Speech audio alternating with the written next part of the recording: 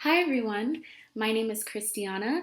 I am the founder of my company Teenage Mental Love, and it's basically a company to help people out there. And I just want to show people that people all go through the same things.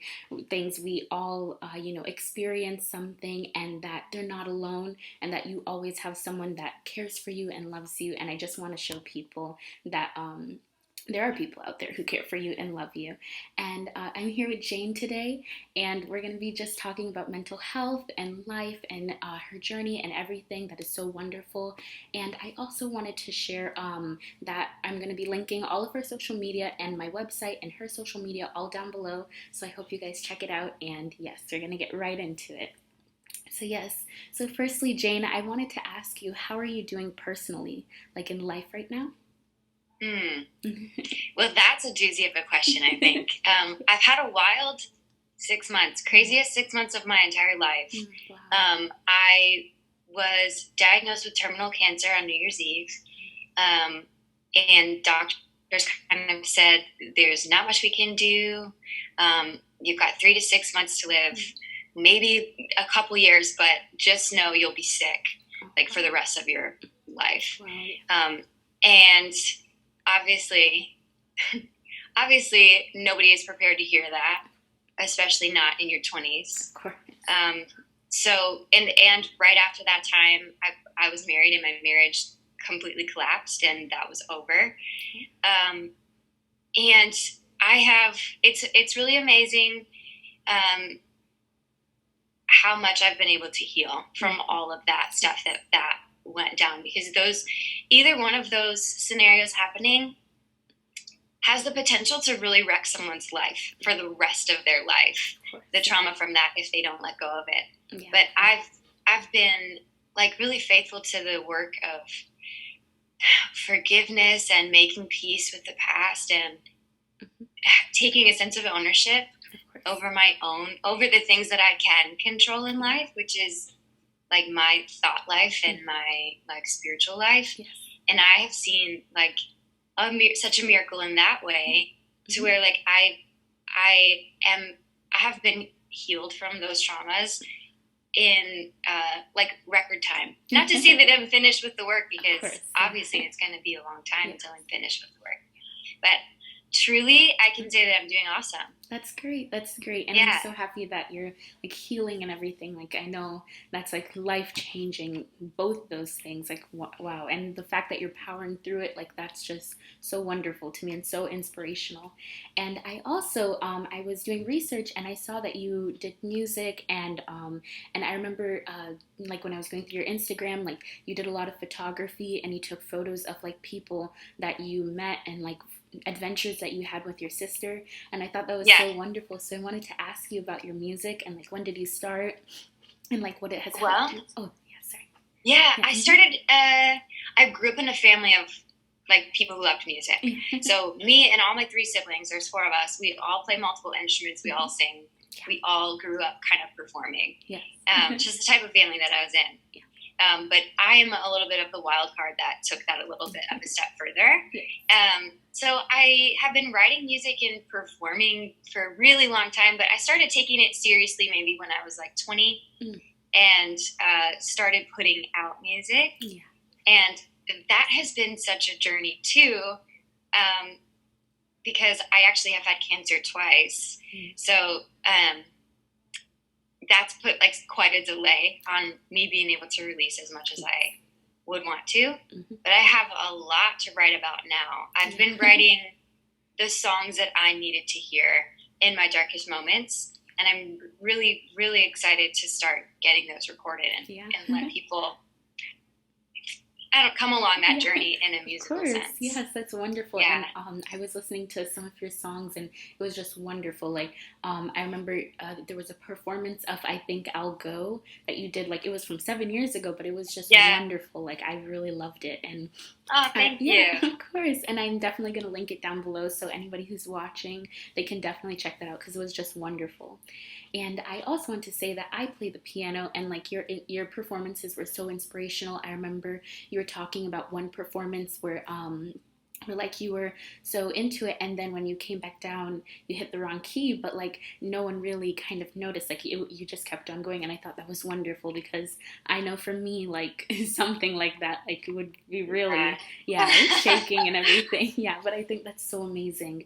And I wanted to also ask you, your favorite song, like what is your best memory with music, and has it helped you connect with anything? Wow.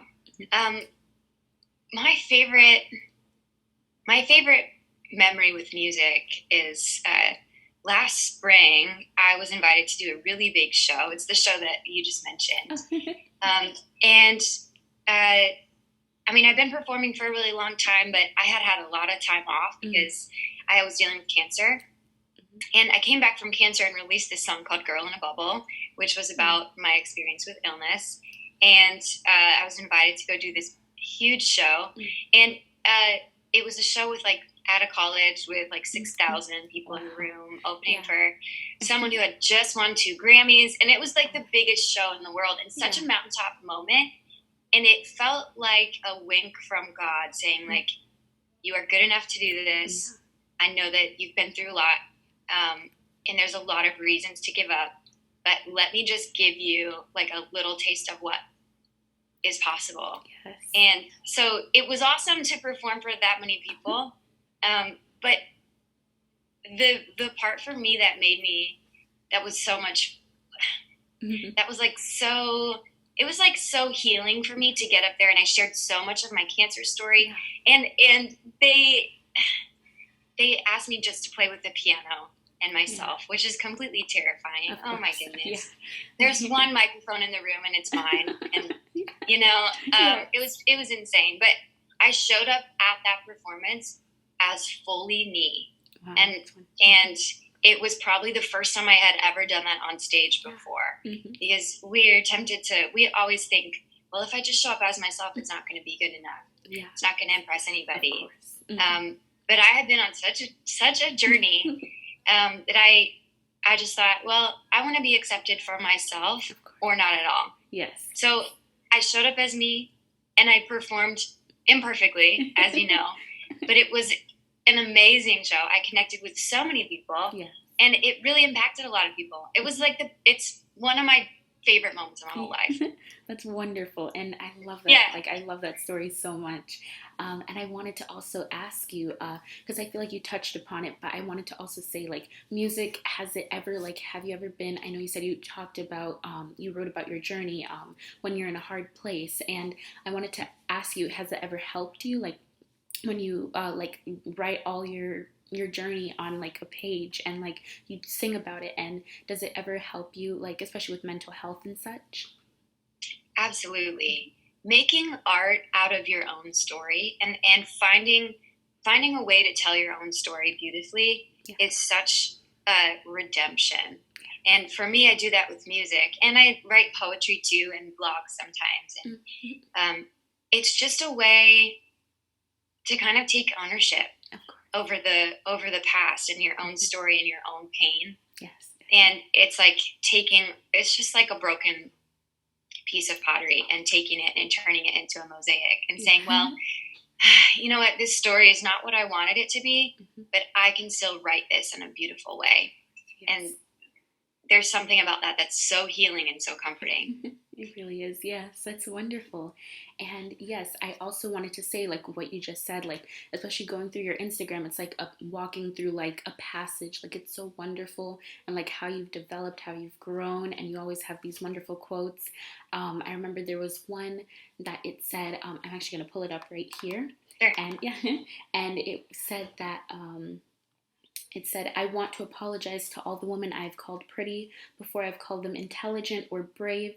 I'm sorry that I made it sound as though something as simple as what you're born with is the most you have to be proud of. And it just went on, and I just love that so much. And your whole Instagram, just inspirational, impactful, and it's great. Yes, and I also wanted to ask you about your journey. Like, you were set free from like this battle, and I know you said that it happened twice, and I just wanted to ask you if you wanted to share anything about it. Yeah. Well, I was diagnosed with cancer for the first time at 26, and I walked through that whole season of cancer for maybe a year, maybe a little longer. And then, of course, I got diagnosed again. I was cancer-free for about a year. And something I think that's really important that I've been thinking so much about is our relationship to our body. So just like the quote that you just shared, like, I want to apologize to all the women I've called pretty before I've called them intelligent or brave or resilient. Us as women, and men probably do this too, take so much identity in the way that we look. And when I was sick with cancer, I experienced that in a really serious way because, like, I had the bilateral mastectomy. I got my boobs cut right off at the age of 27. And I lost my hair.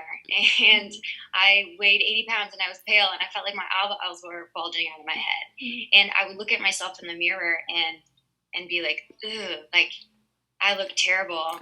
Who's going to ever love me like this? And during that time, I wasn't able to make myself beautiful externally. Like, there just really wasn't anything I could do about it. And I had to connect with, like, my inner spirit more. And I came to a place where I realized, like, I needed to stop asking my body to do things for me that was not my body's job to do. So I realized, like, I was asking my body to make me lovable. I was asking, like, my appearance to get me attention. I was asking my body to make me feel confident. And those are jobs my body was never made to do. My legs are for running and standing and mountain climbing, and my hands are for, like, loving and blessing, and my face is for sharing joy. Like, that is what my body is for. My body is not, I was just asking this body to do more than what it was designed to do. And I had to apologize to myself for that. And I think that's really powerful and important, because we should love our bodies and love ourselves, but we don't need to expect our bodies to make us feel incredible because we already are. Yes, that's wonderful. And if I'm being a little bit honest, I feel like also social media plays a large role in that.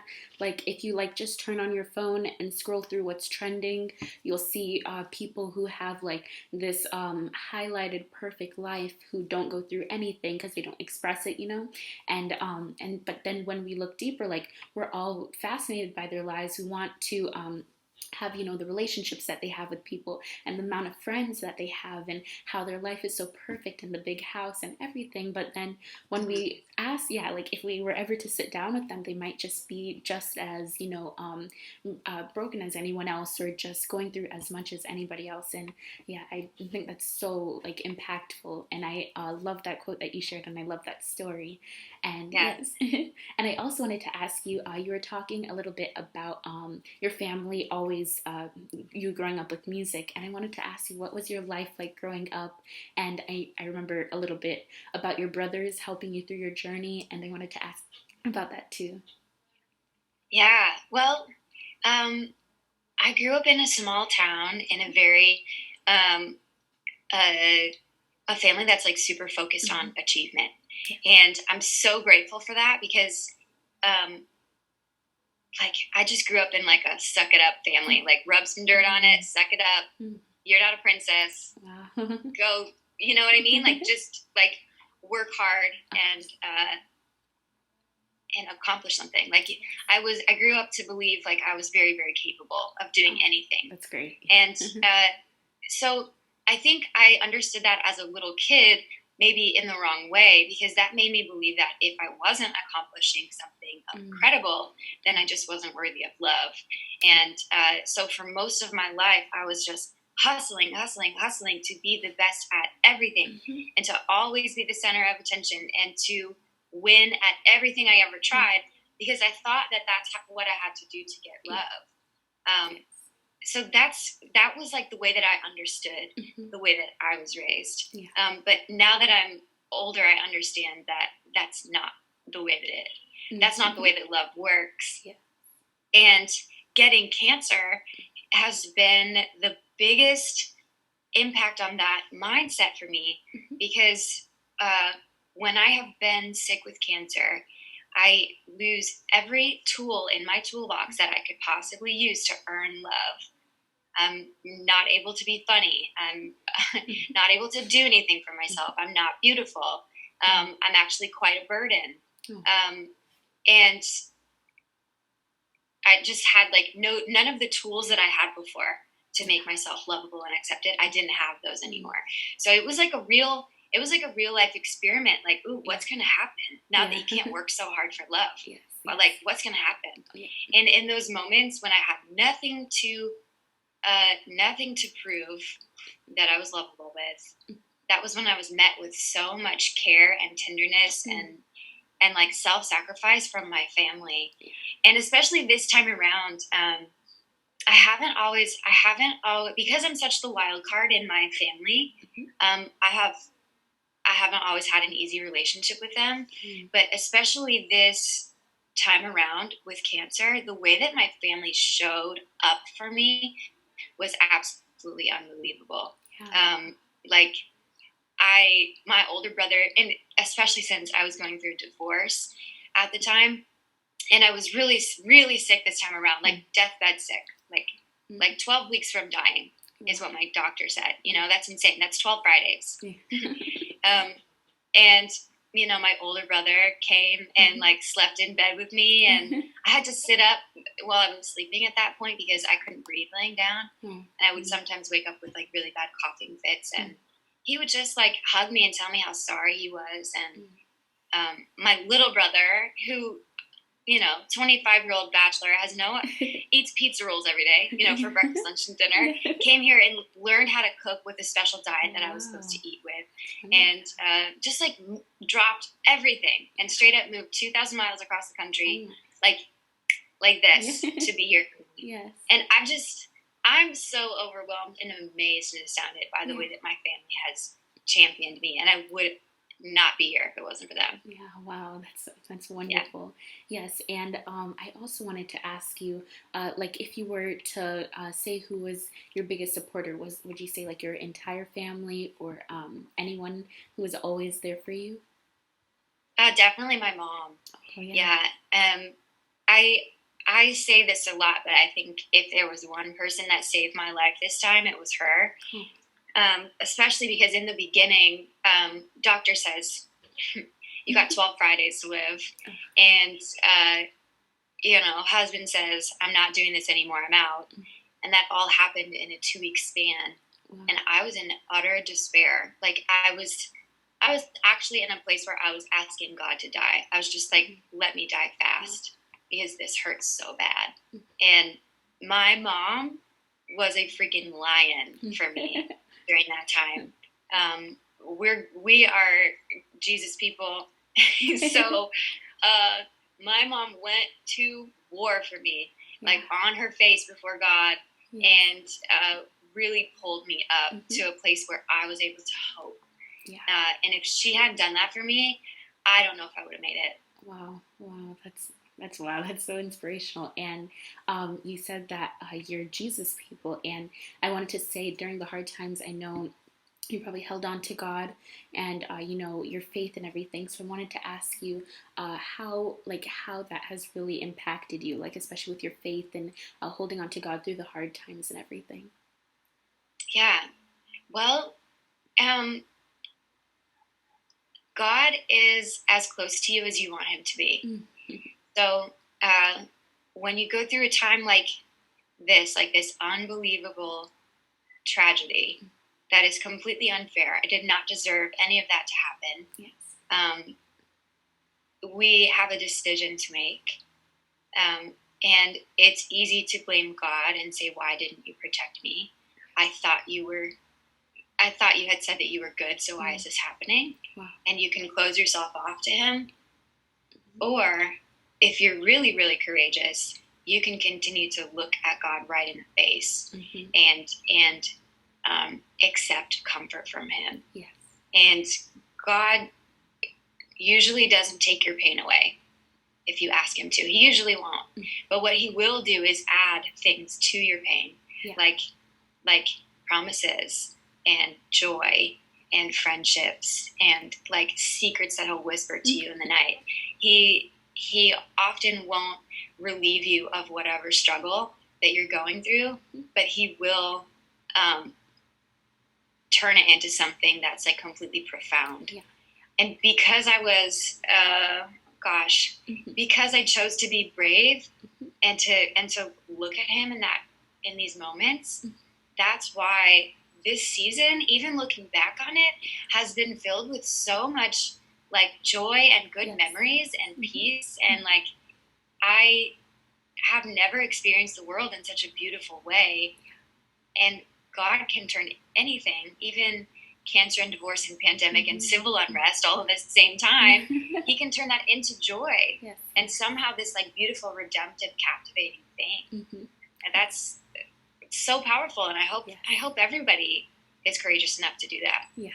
That's so wonderful. Yes. And I wanted to also share with you that my mom and I, we're also Jesus people, and we prayed for you. And I'm so happy that you're healed and everything, and that I even read about your GoFundMe and how how it was a rough time for you, and that you held on to God, and that you pushed through, and that's so wonderful to me. And I also wanted to ask you, has that ever helped you with your mental health? Because I know what you went through is like, it's so impactful, and it can really affect someone's mental health, of course. And I want to ask you how God has helped you and everything.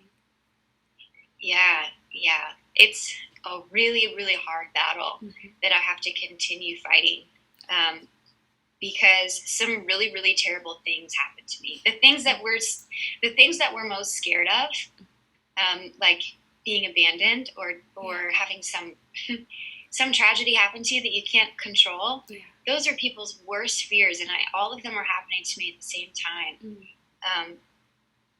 But I believe that we have a lot of power and a lot of authority over our own state of mind and state of heart. And something that I felt really strongly about from the very beginning was that I needed to teach my heart to hope. And so, even in times when, like, even now, and I have been declared cancer-free, which is an absolute miracle and should not have, it's scientifically like impossible to happen. Yes. Even now, I wake up in the night sometimes and I'm sure that I have cancer again. I'm just sure of it. And I'll be terrified and I'll think, well, God let this happen before. Why wouldn't he let it happen again? And you go down this whole trail of despair. Yes. But I have to like take control over my own brain and be like, well, I can't control what's going to happen to me in the future, but I know that God is good. I know that no good thing does he withhold.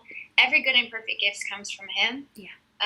All the promises of God are yes and amen. He's not a man that he would lie. And so every good thing that he has said is going to come for me in my future will come. And he doesn't promise to take away the bad things, but I'm going to teach my heart to hope. And like hope is like expecting good things to happen, and fear is like expecting bad things to happen.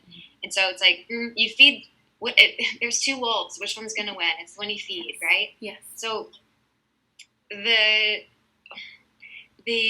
battle doesn't really ever go away, but it does get easier when you choose to feed hope instead. And that's my mental health tip. Is feed hope. That's great. That's so wonderful. Yes. And I also wanted to ask you, you gave that mental health tip, and I wanted to also ask you, is there any advice that you would like to give to people out there, if they're going through something, going through the same battle that you faced, do you have anything that can really help them keep on like fighting and everything? Yeah. A huge thing for me was like retreating into my own imagination. So it's I just wanted to continue dreaming for the future. And so for people that are sick, even sick with mental illness and sick with depression and addiction, my encouragement to you is to dream big dreams for the future. Yeah. The Bible says where there's no vision, the people perish. So if you have nothing to look forward to, and no plans or hopes for the future, then of course you're going to despair. There's no reason to get yourself up. But I believe in impossible dreams coming true. So if you're going through something and you're just in utter despair, like sit down and write out your dreams. Like, what are the wildest things that you hope to happen to you? And exist there. And when you're in a place that you are in such despair, I want you to go back to that place in your mind and think, like, these dreams are possible and I have to get up because I can see them come to pass. Yes. That's how I made it, man. I had to dream. I had to. Of course, yes. And I just had a really random question. I was very curious. I wanted to know where the name NightBirde came from. Yeah. I love this story. I woke up 3 times in the middle of the night a few years ago with the same dream. And it was a dream where I could see like a tree, and the tree was full of birds, and the birds were all chirping. But it was the middle of the night. Yeah. So there was the sunrise wasn't anywhere near, but the birds were singing as if it was the morning already. Yeah. And I woke up the 3rd time on that, of that dream, and I actually heard real birds outside. And I went to my window and looked, and there they were singing. It was 3 a.m, and they were singing as if the sun was coming up. And I thought that was so profound. I wanted to be that way. I wanted to sing in celebration of the morning light, even though there was no proof that it was coming yet. Yeah, that's wonderful. And, yes, and I just had one last question, if that's okay. Yes, I know your story was shared. You spoke about how you said that you just sent out your story with your video, with your cards, saying that you're cancer-free, which is wonderful. And it got shared, and I believe it was viewed over 500,000 times. And I wanted to ask you, has anyone ever shared a story with you that has brought you to tears, made you emotional or anything that really impacted you? Oh my goodness. Yes. All the time. Especially since the videos have got reposted. It's been reposted on a lot of different platforms. So total, it's been viewed more than 1 million times, which is really crazy. That's wonderful. And really awesome because it gives people hope in impossible things. Yes. But since then, I get a lot of messages from people that are really, really, really hurting. I don't know if I can think of anything specific, but people are really suffering, and I can't be a hero, and I can't give everybody the answers that they want, but I can be proof of impossible things, and I can be evidence that you can walk through tragedy with complete joy. Yes. Yeah, that's wonderful. And I just want to end off with saying that your whole entire story, it's just a great miracle. And I really do love it. And I'm so happy that I got to sit down and speak with you about mental health, life, everything, and your journey. And I believe it's so impactful and inspirational. So yes, and I hope anyone out there who's watching, I hope you enjoyed this interview.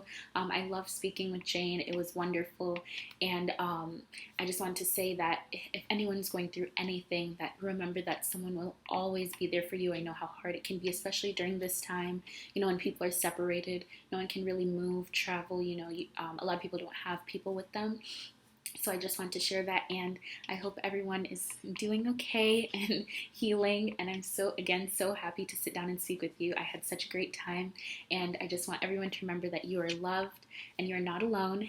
And I will link down below Jane's video of her when she sang the song I Think I'll Go, and her channel, her page, everything, and I'll also link my website down below and our social medias.